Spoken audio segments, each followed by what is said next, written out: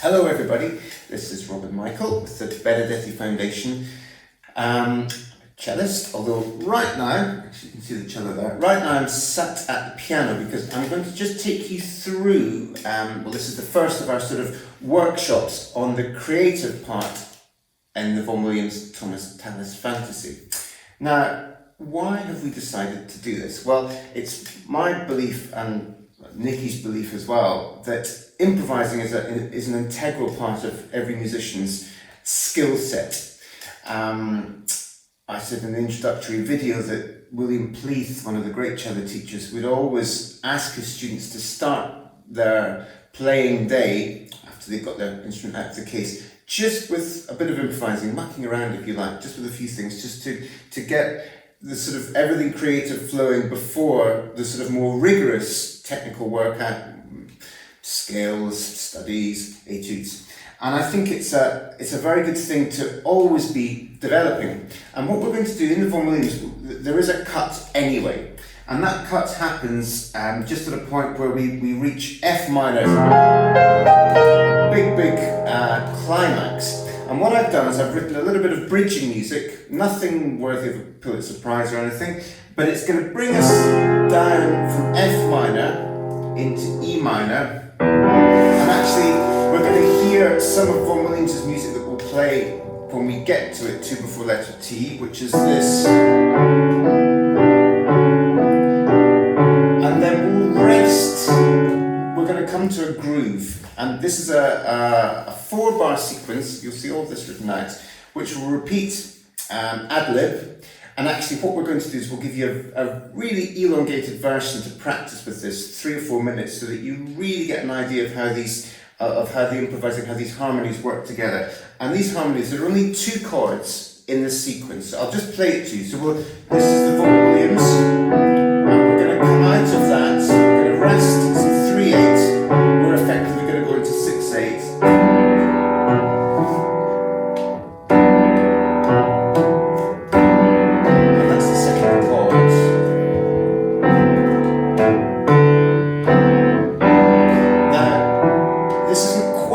Character, obviously, as the Vaughan-Williams. It's much more in keeping with a sort of late 1950s Miles Davis all blues groove. That was the sort of sound I had. And actually, we could have stayed in a sort of more pastoral.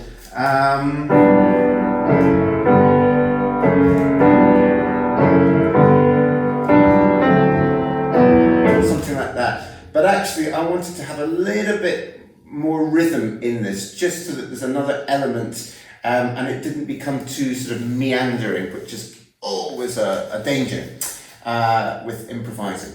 So, what are these 2 chords? Well, you can hear hopefully already that this first one is actually come straight out of the Vaughan-Williams. Now, I've made one little change to that because the Vaughan-Williams chord has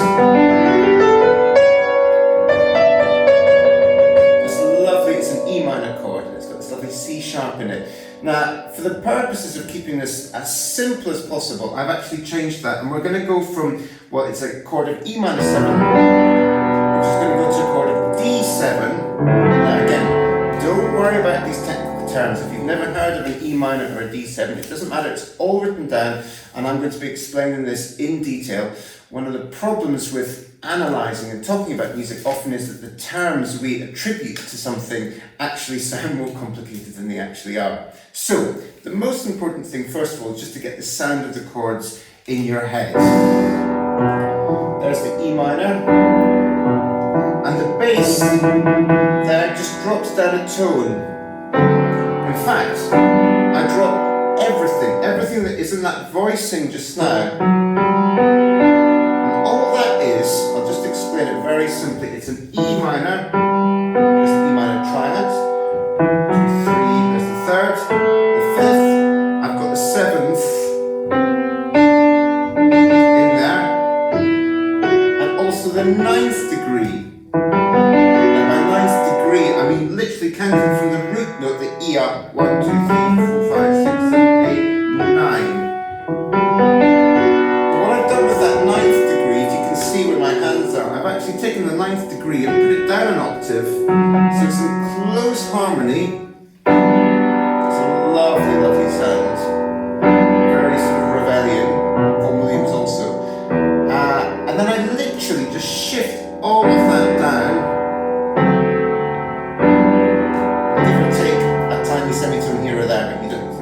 now a tone. And you can hear the property suddenly changes, because here we've got minor. Here, you can hear it's different. We've got the major third, dominant seventh. And actually, if I build up the chord in the same way, there's the E minor with the root third, fifth, seventh. Remember, I had the ninth up there, which I put down in the octave. If I move all that down, one, we've got the D, our third, the F sharp, fifth, seventh, and the ninth, again down the octave. So it's very simple. Now the beauty about this, and it's one of the things actually that we're going to be working on, is that the same scale works for both of those chords. Now that scale, well, we're going to start talking about modes, because Vaughan-Williams' music, like Talus's, is steeped in modality. Now, what is a mode? Well, it's literally just an ordered number of notes. And you can start them on any degree you like, but obviously, depending on which degree you start them on, you're going to affect the actual chord. Now, believe it or not, you all already practice modes, because a major scale, if we just take G major scale, that is itself a mode. And I could play that same scale. I could start it on A. Go from A to A. I could start it on B. But the point of it, that it still sounds like G major, doesn't it, just now? Now the point is, if I go back to that G major, I have a G major. When I move that to A,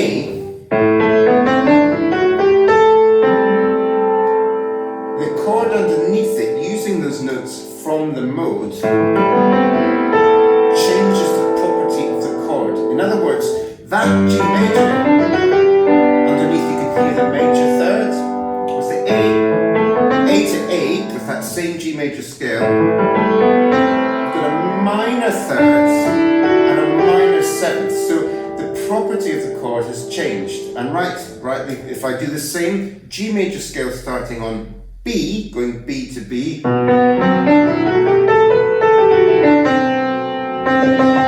really colourful note right next to the B, which is a C natural, that semitone. This is what we call a Locrian scale. You hear how it's minor, it's got the minor third, minor seventh, but also this flat and ninth. So actually, by moving that G major scale up degrees, the chord changes. And that's effectively what we're going to do with our improvising sequence. We've got two chords, an E minor seventh and a D7, but we're going to use the same scale, which is the G major scale, okay? But we're going to start that scale, or at least think about it, because the most important thing about this, and this is the concept that I want you all to take with you, is that we're not in G major at all. Yes, I know E minor is the relative minor of G major, and we're using what we call normally a G major scale, but we're thinking about it in the context of a tonality in E. So here's my G major scale. There's my E minor seventh chord. So I'm thinking about it from the position of an E. And then I use the same notes.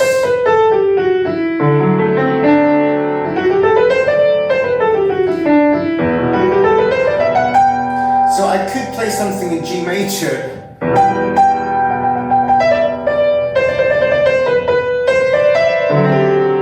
Which is the Mozart Third Violin Concerto. And it works over both those chords. It doesn't sound great, does it? But I'm trying to make an example that there, it's that one scale, but we need to sort of change the way we think about that scale and think about it in the two key centers, E minor and D7, that we're working with. So, the first thing I want you to do is just practice your G major scale, but I want you to start it, well, two different ways. I want you to start it going from an E to an E. So, and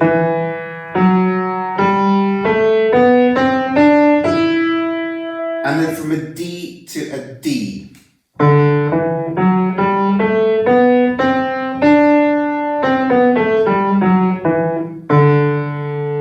Okay? Don't worry about fitting them together just now. Just get used to what they feel like. So, now that you've had, sorry, start that again. So part 2. So, now that you've got that one G major scale, but in the 2 different contexts that we're going to be using it, in other words, starting on E and starting on D, I want to use the remaining time in this short video to talk about how we think about constructing a solo. Now, again, another important thing for me, actually just in general terms of string playing, is how we use the bow to speak.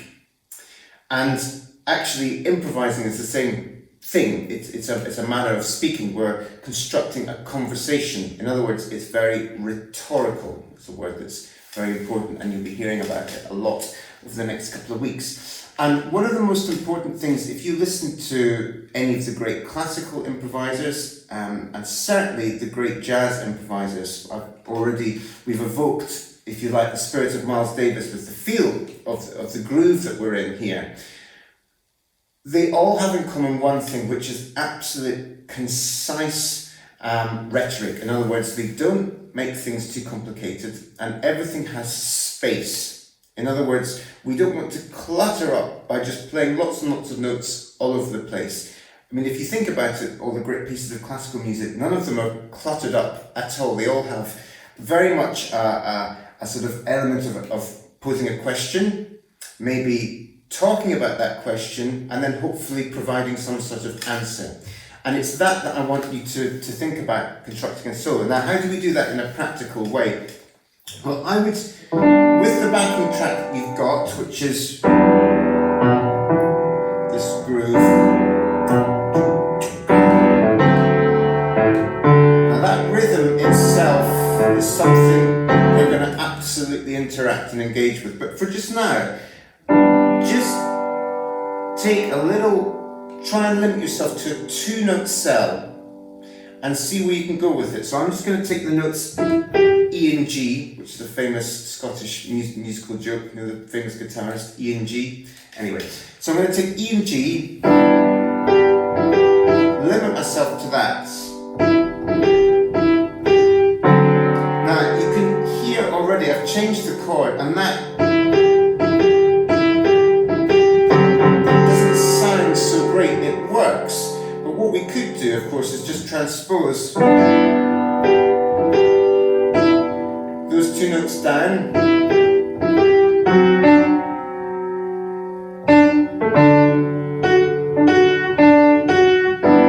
Maybe the next time you could transpose them up.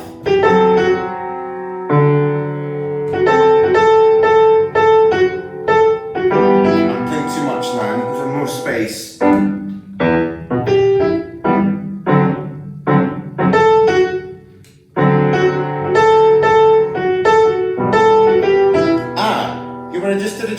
Join them together.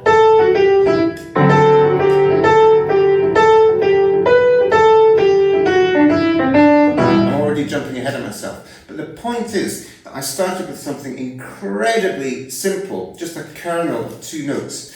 And that's something that right from the outset, we need to have our focus on, that absolute simplicity. Now, how do we start to develop that? Because I want to take you on a few stages here. Well, once we've, maybe you can start to add a 3rd note. In fact, what I've done there, I've got 4 notes. In fact, that's all I need for this improvisation.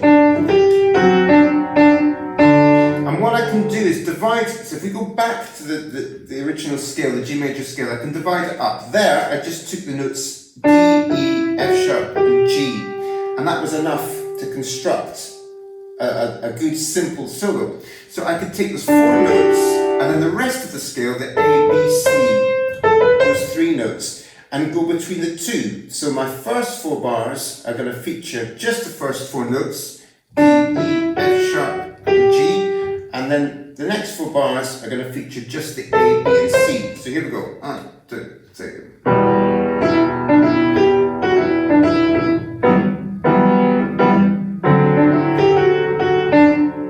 Now I'm going to use the other 3 notes.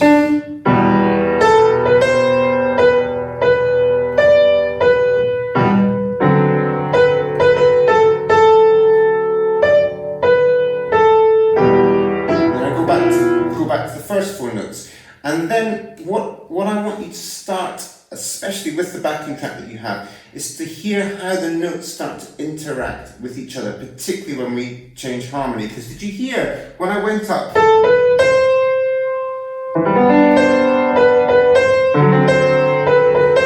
That C natural, which is very plangent, when we play it as the E minor chord, you can hear the clash. It's because of the 5th. E minor chord, we've got this interval that's very dissonant, but actually when it comes down to the D7, it is the 7th, and therefore it's a sort of resolution. It gives us, if you like, a sort of relief.